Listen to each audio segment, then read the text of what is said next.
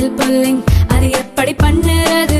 காலையில் எழுந்ததும் எதுவும் சாப்பிடாமல் இதயம் வளத்தை வாயில ஊத்தி நல்லா கொப்பளிக்கணும், அப்புறம் அதை துப்பிடணும். இதுதான் ஆயில் புல்லிங்.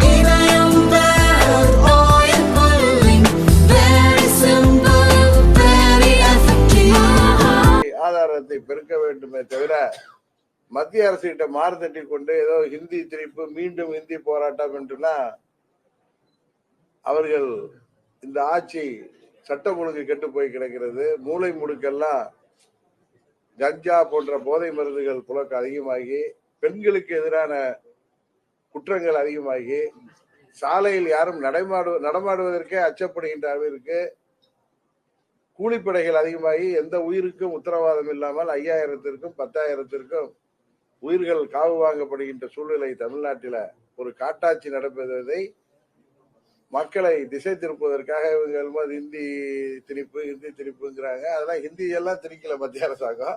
3வது ஒரு மொழியை படிங்கள், ஏன்னா கால சூழல் மாறுதலுக்கு ஏற்ப படிங்கன்னு சொன்னாங்க. வேணான்னு விட்டு போக வேண்டியதானே. அதை விட்டுட்டு இவர் ஒரே மாறு தட்டி கொண்டு திமுகவினர் ஒரு பெரிய பொய் பிரச்சாரத்தில் இறங்கியிருக்காங்கன்னு தான் நான் நினைக்கிறேன். அதே நேரத்தில் மத்திய அரசு ஏற்றுக்கொள்ளாவிட்டால் நிதி தரமாட்டங்கிற ஒரு இது அவங்க என்ன சொல்றாங்க, அந்த தேசிய கல்விக் கொள்கையில 3வதாக ஒரு மொழியை ஏற்றுக்கொள்ளுங்க, இல்லைன்னா அந்த ஸ்கீம்ல உள்ள நிதி வராதுங்கிறாங்க. அது வேணுமா வேணாமாங்கிறத அரசு இப்ப மாநில அரசு நினைச்சாலும் நினைக்கலனாலும் பிரைவேட் ஸ்கூல்லையோ இல்ல சிபிஎஸ்இ போர்டு உள்ள ஸ்கூல்லையோ 3வது மொழி எந்த மொழியோ அங்க படிக்கிற மாணவர்கள் விரும்புகிற மொழி தான் வரப்போகுது. அரசு பள்ளிகள் வேண்டாம் என்று நான் முடிவு எடுக்கிற போது மத்திய அரசு கொடுக்க மாட்டேன்லாம் மத்திய அமைச்சர் சொல்லல. சும்மா அதை திசை திருப்புறோம். மத்திய அரசு ஒரு கொள்கை முடிவு எடுத்திருக்காங்க, அதுபடி கிடையாதுன்னா நீங்க போய் பிரதமரை போய் உங்களுக்கு உங்க அப்பாவுக்கு நினைவகம் தொடக்கிறதுனா மத்திய அரசு அணுகிற நீங்க பாரதிய ஜனதா கட்சி அணுகி கூப்பிடுறவங்க, உங்களுக்கு சிலை வைக்கிறதுனா திரு கருணாநிதி அவர்கள் மறைந்த பிறகு சிலை வைப்பதற்கு மத்தியிலிருந்து அமைச்சர்கள் தேவைப்படுகிறாங்க. அவங்க அலுவலகம் திறப்பதற்கு மத்திய அமைச்சரை கூப்பிடுங்க. இப்ப இது ஒரு பெரிய பிரச்சனையா நீங்க கிளம்புறப்ப, இது ஒரு பெரிய பிரச்சனையா இருக்கிறப்ப நேரா பிரதமரை சந்தித்து இது சம்பந்தமா அவரிடம் அழுத்தம் கொடுப்பதை விட்டு இங்க கடலூர்ல போய் நின்று சத்தம் போடுறதுனால ஒன்றும் பலன் இல்லை. மத்திய அரசு அதான் மத்திய அமைச்சர் தான் கிளியரா லெட்டர் எழுதியிருக்காரு. நாங்க ஒன்றும் ஆணவத்தோடு சொல்லவில்லை. இந்த கொள்கையில எடுத்திருக்க முடிவு, அந்த தேசிய கல்விக் கொள்கையில நாங்க எடுத்திருக்கிற முடிவு என்பது அந்த முடிவின்படி நிதி பெறுவதற்கான வழிமுறைகளை சொல்றாரு. வேணாம்னா நீங்க அதை விட்டுட்டு போங்க, வேணும்னா பிரைம் மினிஸ்டரை சந்தித்து எங்க மாநிலத்துக்கு வேணும் விதிவிலக்கு வேணும்னு சொல்லி கேட்டு பெறுவது தான் ஒரு ஜனநாயக நாட்டில் ஒரு மாநில அரசாங்கத்தின் தார்மீக கடமையாக இருக்கும். இந்த நிதி மட்டும் இல்லாமல் மற்ற திட்டங்களுக்கான நிதிகளையும் மத்திய அரசு தமிழ்நாட்டுக்கு கொடுக்க மாட்டேங்குது. அது போய், ஏன்னா இவங்க நிதிகள்ல சரியாக இப்ப பாருங்க, கட்டப்பட்ட பாலம் தொடர்ந்து 3 மாசத்திலே இடிஞ்சு விடுகிற அளவுக்கு நிறைய முறைகேடுகள் ஊழல் குற்றச்சாட்டுகள் இந்த அரசாங்கத்து மேல இருக்கிறதுனால மத்திய அரசு பார்த்து நிதி கொடுக்குறாங்கன்னு தான் நான் நினைக்கிறேன். தவிர இந்தியாவில் மற்ற மாநிலங்களுக்கு எப்படி நிதி ஒதுக்கப்படுகிறதோ அது போலதான் இங்கே ஒதுக்கப்படுகிறது. இவங்களால இங்க அரசாங்கம் நடத்த முடியாததுனால இவங்க தேர்தல் வாக்குறுதியில 90% மேல் நிறைவேற்ற முடியாமல், இவர்கள் தங்கள் நிதிநிலையை பெருக்க முடியாமல் அந்த தங்கள் தவறுகளை மறைப்பதற்கு திசை மாற்றுகின்ற விதமாக மத்திய அரசு மேல குற்றம் சொல்கிறார்கள். இதுதான் எல்லாருக்கும் தெரியும். அதெல்லாம் ஏதோ பொய் தானே. இப்ப நான் அன்னைக்கே இதேதான் சொன்னேன், திரும்ப சொல்றேன். இப்ப தமிழ்நாட்டுல சென்னையில நிறைய தொழில்கள் இருக்கு, கோயம்புத்தூர்ல நிறைய தொழில்கள் நடக்குது. அதனால அங்க இருந்து வரிகள் அதிகமாக வர்றப்ப அந்த நிதியை வைத்துதான் ராமநாதபுரத்துக்கும் புதுக்கோட்டைக்கும் அங்க தூத்துக்குடிக்கா இருந்தாலும் நிதி கொடுக்கணும். அதனால எல்லா மாநிலங்களுக்கும் எல்லா மாவட்டங்களுக்கும் எப்படி ஒரு மாநில அரசு நிதியை பங்கிட்டு கொடுக்குறாங்களோ, சில திட்டங்கள் அங்க தேவை, அங்க வளர்ச்சியின் அடிப்படையில் அங்க வளர்ந்த மாநிலங்களுக்கும் வளர்ச்சி அடைகின்ற மாநிலங்களுக்கும் வளர வேண்டிய மாநிலங்களுக்கும் நிதியை ஒதுக்குறப்ப அங்க கொடுத்துட்டா, இதெல்லாம் இவர்களுடைய இயலாமையை அவர்கள் மறைப்பதற்காக வாக்குறுதிகளை, தேர்தல் வாக்குறுதிகளை முடியாதெல்லாம் சொல்லிட்டு இன்றைக்கு தடுமாறுகிற காரணத்தினால, தேர்தல் வருகின்ற காரணத்தினால இவர்கள் அதை திசை திருப்புவதற்காக கிளப்புகின்ற காட்டுக்கூச்சல் தான். புதிய அலுவலகம் திறந்திருக்கீங்க, வாழ்த்துக்கள். புதிய அறிவிப்புகள் தான் வெளியாக வாய்ப்பு இருக்கா? ஒரு 10 மாதங்கள்ல தேர்தல் நடந்திருக்கு, அசெம்பிளி எலெக்ஷன். பொறுத்திருங்கள். நாங்க தேசிய ஜனநாயக கூட்டணியில் அங்கம் வகிக்கிறோம். நம்ம தேர்தல் நெருங்க நிறைய மாற்றங்கள் வரும். எங்கள் கூட்டணி பலப்படும்.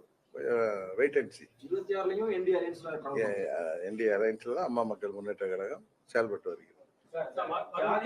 ஜாதிவாரி கணக்கெடுப்பு நடத்தலன்னு சொன்னா அவங்க எல்லாம் மேடம் கொண்டு வந்து 69% இடஒதுக்கீடு பாதிக்கப்படும் சொல்லி அன்புடைய ராமதாஸ் தொடர்ந்து சொல்லிட்டு வர அது உண்மைதானே? அது ஒரு அமைப்பை கூட ஏற்படுத்திட்டாங்க. ஆமா, அதுல அம்மா மக்கள் முன்னேற்ற கழகம் அதுல ஆதரவா இருக்காங்க. எங்க கட்சியின் சார்பாக அன்றைக்கு எங்கள் துணை பொதுச் செயலாளர் அவர்கள் திரு டாக்டர் அன்புமணியின் ஆர்ப்பாட்டத்தில் திரு செந்தமிழன் கலந்து கொண்டார். முன்னாள் அமைச்சர்.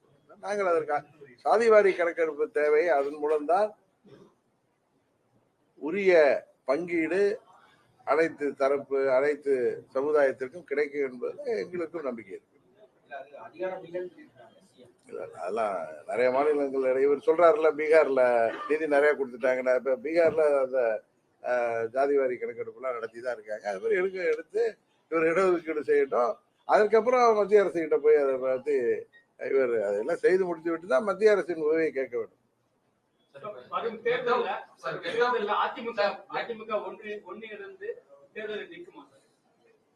நீங்க திரும்ப திரும்ப நீங்க இது அந்த வீணா போன பழனிசாமியை பத்தி கேள்வி கேட்டுட்டு இந்த ஆட்சியாளர்களே இந்த ஆட்சியில நடக்கிற குற்றங்களையோ இந்த ஆட்சியின் தவறுகளையோ இந்த ஆட்சி விவசாயிகள் தொடங்கி இளைஞர்கள், மாணவர்கள், அரசு ஊழியர்கள், ஆசிரியர்கள், போக்குவரத்து தொழிலாளர்கள், மருத்துவர்கள், செவிலியர்கள், ஏன் மாற்றுத்திறனாளிகள் என அனைத்து தரப்பினர்களுக்கும் அவர்கள் கொடுத்த வாக்குறுதிகளை நிறைவேற்றாமல் ஏமாற்றி வருகிற ஆட்சியாளர்களை பற்றி கேள்வி கேட்காமல் நீங்க இதை திசை திருப்பிட்ட விதமாக அதை வீணா போன பழனிசாமியை பற்றி கேட்டுட்டு இருக்கீங்க. இருந்தாலும் உங்களுக்கு பதில் சொல்ற, அம்மாவின் தொண்டர்கள் அனைவரும் உறுதியாக ஒன்றிணைந்து ஓரணியில் திரண்டு 26 சட்டமன்ற பொதுத் தேர்தலிலே தேசிய ஜனநாயக கூட்டணியின் ஆதரவுடன் நாங்கள் திமுக என்கிற இந்த மக்கள் விரோத ஆட்சியை முடிவுக்கு கொண்டு வருவோம். அது உறுதியாக நடக்கும். அதை நீங்கள் பார்க்கத்தான் போகிறீர்கள். திமுக வலுவான ஒரு கூட்டணியை கட்டமைச்சிருக்காங்க. ஆனா மற்ற கட்சிகள் பெரிய அளவுல கூட்டணியை கட்டமைக்கல. ஏன்னா கூட்டணி தான் ஒரு பலமான தேர்தல் அமையும். 2017 ஆர்கே நகர் இடைத்தேர்தலில் இதே கூட்டணி தான் இருந்துச்சு. அப்ப திமுக டெபாசிட்டே போடுச்சு. 2019 தேர்தல் அப்ப இங்க பழனிசாமி ஆட்சி மேல இருந்த கோபத்தினால மக்கள் தமிழ்நாட்டுல தேசிய ஜனநாயக கூட்டணிக்கு வாக்களிக்கல. ஆனா அவர்கள் மற்ற மாநிலங்கள் எல்லாம் எம்பி சீட்டுகளை பெற்று வெற்றி பெற்றார்கள். 21 தேர்தலையும் பழனிசாமிக்கு எதிரான மனநிலையில வாக்குகள் திமுகவுக்கு ஆதரவான கூட்டணிக்கு போனுச்சு. இப்ப 24 உங்களுக்கு தெரியும், பழனிசாமி வேண்டுமென்றே திமுகவிற்கு மறைமுகமாக உதவி செய்கின்ற பொருட்டே தன்னை காப்பாற்றிக் கொள்வதற்காக வழக்குகள் இருந்து இரட்டைலையை திமுகவுக்கு உதவி செய்கின்ற விதமாக தனியாக வேட்பாளர் போட்டு தேசிய ஜனநாயக கூட்டணி வெற்றியை பாதித்தார். இப்ப ஒரு கூட்டணி பலமாக இருக்கலாம், ஆனா மக்கள் எதிராக பொழுது அந்த கூட்டணியின் வாக்குகள் எங்கு போனது என்றே தெரியாமல் போய்விடுது. கடந்த காலங்களில் நீங்க பார்த்திருக்கீங்க. அதனால 1+1=2 என்பது தேர்தல் நேரத்தில் அந்த கணக்கு செல்லாது. நீங்க பார்க்கத்தான் போகிறேன். எங்கள் கூட்டணி பலப்படும். அதனால் அந்த அளவுதான் நான் சொல்ல முடியும். எங்கள் கூட்டணி திமுக கூட்டணியை விட பலமான கூட்டணியாக மக்கள் ஆதரவோடு திமுக கூட்டணிக்கு மாற்று சக்தியாக தேசிய ஜனநாயக கூட்டணி வருகிற தேர்தலை சந்திக்கும். அதுதான் சொல்றேன். திரும்ப திரும்ப இந்த ஆட்சியில நடக்கிற முறைகேடுகளை பத்தி கேள்வியே கேட்காம நீங்க வீணா போன பழனிசாமியை பத்தியே கேட்டுட்டு இருக்கீங்க. இல்ல அது இது ஒரு பெரிய இது பல முறை கேட்டாச்சு. ஒரு 15 நாளா கேட்டு புளிச்சு போட சப்ஜெக்ட் இது. இந்த ஆட்சியில தினம் ஒரு கொலை நடக்குது, தினம் ஒரு கற்பழிப்பு சம்பவம், கேள்விப்படாத அளவிற்கெல்லாம் குற்றச்சம்பவங்கள், கொலை சம்பவங்கள், 5000க்கும் 10,000க்கும் கொலை நடக்குது. மூளை முடுக்கெல்லாம் கஞ்சா வியாபாரம், பள்ளிகளுக்கு பக்கத்துல தடை செய்யப்பட்ட போதைப் பொருட்கள்லாம் விற்கப்படுகிறது. இந்த ஆட்சியாளர்கள் தூங்கி கொண்டிருக்கிறார்கள். திரு ஸ்டாலின் அவர்களும் அவரது குடும்பம் மாத்திரம் இன்றைக்கு பாதுகாப்பாக இருக்கிறார்கள். அது சம்பந்தமான கேள்விகளை தொடர்ந்து கேட்டீங்கன்னா நான் பதில் சொல்ல முடியுமே தவிர திரும்ப திரும்ப இந்த புளிச்சு போட பழனிசாமி கதையை பேசுவது எனக்கு என்னமோ அது வந்து தேவையில்லாத சப்ஜெக்டா நினைக்கிறேன். சரி, இப்ப தமிழ்நாட்டுல கடந்த 2 வாரங்கள்ல பள்ளிகள் மற்றும் கல்லூரிகளில் படிக்கக்கூடிய மாணவர்கள் மீதான பாலியல் துன்புறுத்தல் வந்து தொடர்ந்து அதிகரிச்சு இருக்கிறத பார்க்கிறோம். அது பெரிய அளவுக்கு எதிர்கட்சிகள் இன்னும் அதை பெருசா எடுத்துக்கிட்டு பார்க்க இல்ல பெரிய அது பெரிய போராட்டங்களா மாறல. எதிர்கட்சிகள் அதுல தவறு இல்ல எனக்கு தெரிந்த அளவு அண்ணா யூனிவர்சிட்டி அந்த கொடிய சம்பவத்திலிருந்து எல்லா எதிர்கட்சிகளும் தேவையான அழுத்தத்தை தான் கொடுக்கிறார்கள். இதுல தூங்கி கொண்டிருக்க ஆட்சியை நீங்க என்னதான் கூப்பாடு போட்டாலும் இவர்கள் அதை சரி செய்ய போவதில்லை. ஏன்னா அவர்களிடம் அதற்கான வழிமுறைகள் இல்லை. இன்றைக்கு நீங்க கஞ்சா, ஹெராயின் போன்ற போதைப் பொருட்களை நீங்க வந்து இங்க புழக்கத்தை அதிகமாக்கிட்டு இங்க மூளை முடுக்கெல்லாம் இளைஞர்கள் வேலை வாய்ப்பு இல்லாம போதை மருந்துக்கு அதிகமாக நீங்க வாய்ப்பு கொடுத்துட்டு இது போன்ற வாய்க்கூச அளவிற்கு எல்லோரும் நடுங்குகின்ற அளவுக்கு இன்றைக்கு பள்ளி மாணவிகளுக்கெல்லாம் இவ்வளவு கொடூரங்கள் நடைபெறுகிறதுங்கிற போது எதிர்கட்சிகள் உரிய அழுத்தத்தை தான் கொடுத்து வருகின்றன. இதற்கு முன்பு இதற்கு மேல என்ன பண்ண முடியும்? ஆர்ப்பாட்டம், போராட்டம், அறிக்கைகள், ஊடகங்கள் மூலம் மக்களுக்கு விழிப்புணர்வு, இந்த அரசாங்கத்துக்கு கண்டனங்கள் இதெல்லாம் தெரிவிக்க முடியும். இதே மாரி என்ன பண்ண முடியும்னு எனக்கு தெரியல. அதிமுக ஆட்சியிலயும் கஞ்சா பழக்கம் இருந்திருக்கு, எல்லாமே நடந்திருக்கு. திமுக ஆட்சியிலே நடக்குது. முதலமைச்சர் என்ன சொல்ற, இரும்பு கரம் வந்து அடங்கிட்டு இருக்கேன் அப்படின்ற ஒரு கருத்தை தான் தொடர்ந்து சொல்லிட்டு இருக்காங்க. கருத்தை தான் சொல்றாரு தவிர இரும்பு கட்ட அடைக்கல. அம்மா இருந்தப்பெல்லாம் இதெல்லாம் நடந்திருந்தா இதுக்கெல்லாம் வாய்ப்பே இல்லை. பழனிசாமி ஆட்சியை நீங்க அதிமுக ஆட்சின்னு சொல்லாதீங்க. அது பழனிசாமி ஆட்சி. அது ஒரு வணிக நிறுவனம் போல ஒரு வியாபார நோக்கத்தோடு நடத்தப்பட்டது. அதுல தவறுகள் நடந்ததுனாலதான் மக்கள் கொதித்தெழுந்து போய் இந்த தீய சக்தி திமுக திருந்தி இருப்பார்கள் மக்கள் பாவம் அவர்களுக்கு வாக்களித்துக்கிட்டு இன்றைக்கு கஷ்டப்பட்டு கொண்டிருக்கிறார்.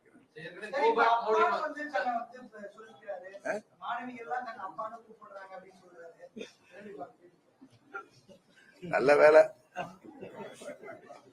தாத்தானு கூப்பிட வேண்டியவரை அப்பான்னு கூப்பிடுறாங்க. அவ்வளவுதான். அவருக்கு 70 வயது ஆயிட்டு. 70 வயதுல யாரும் தாத்தான்னு தான் கூப்பிடுவாங்க. அவருடைய சிலதை சொல்லக்கூடாது. அதனால அவர் அப்பான்னு கூப்பிடுறதா அவரே வந்து பேசிக்கிறாரு.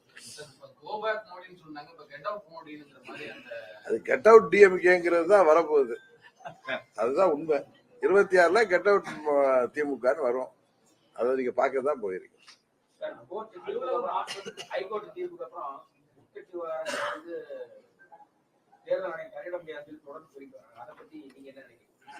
நீதிமன்றம் 2 நீதியரசர்கள் மூத்த நீதிபதிகள் தீர்ப்புக்கு ஒரு தீர்ப்பு கொடுத்திருக்காங்க.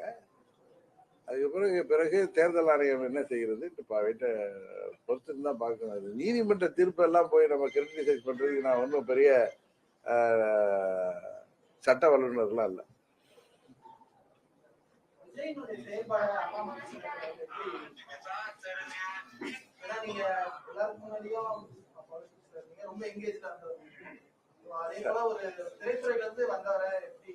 இது போய் நம்ம வந்து ஒரு புதிதாக ஒரு கட்சி வந்திருக்கு. அந்த கட்சியின் செயல்பாடை பத்தி நாம் கருத்து கூறுவது நாகரிகமாக இருக்காது. ஏன்னா எங்களை விமர்சிப்பவர்களை நாங்கள் பதிலடி கொடுப்போமே தவிர தேவையில்லாமல் இன்னொரு கட்சியை பத்தி பேசுவது நாகரிகமாக இருக்காது என்றுதான் நினைக்கிறேன்.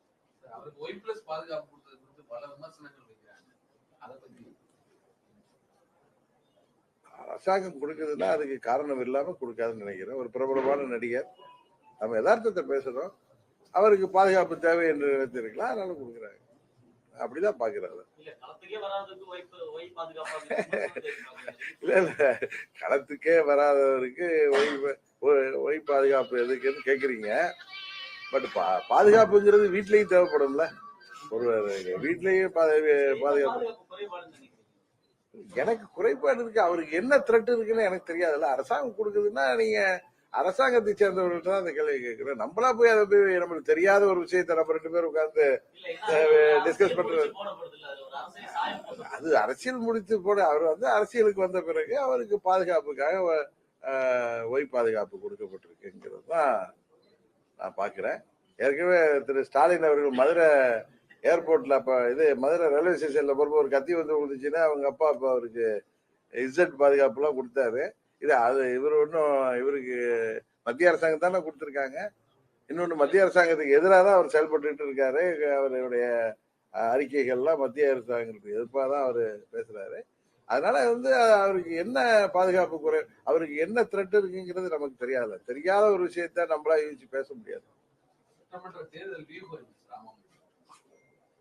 திமுகவை வீழ்த்துவதுதான் எங்களுடைய நிலைப்பாடு. அதற்கான வியூகங்களை நாங்கள் அமைத்து வருகிறோம். உறுதியாக இந்த தேர்தலில் திமுகவை வீழ்த்துவோம். 6 மாசம் டிடிவியும் ஓபிஎஸ் அமைதியா இருந்தாங்கன்னா கட்சியில சேர்க்கிறத பத்தி நாங்க பரிசீலனை பண்ணுவோம். ராஜன் செல்லப்பல்லா 84ல் புரட்சி தலைவருக்கு எதிராக எஸ்டிஎஸ் கூட போனவர், நமது கழகத்துக்கு எம்பியா வச்சிருந்த அம்மாவுக்கு எதிராக 97ல் போட்டி அதிமுகவுக்கு போயிட்டு வந்தவர். அவர் எனது பழைய நண்பர் தான்.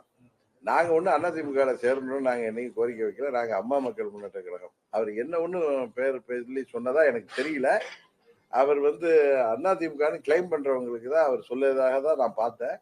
அப்படியே அவர் 6 மாசம் பொறுமையா இருங்கன்னு திரு ஓபிஎஸ் சொல்றாருன்னா அதுக்கு ஓபிஎஸ் தான் சரியா பதில் சொல்லியிருப்பாருன்னு நினைக்கிறேன்.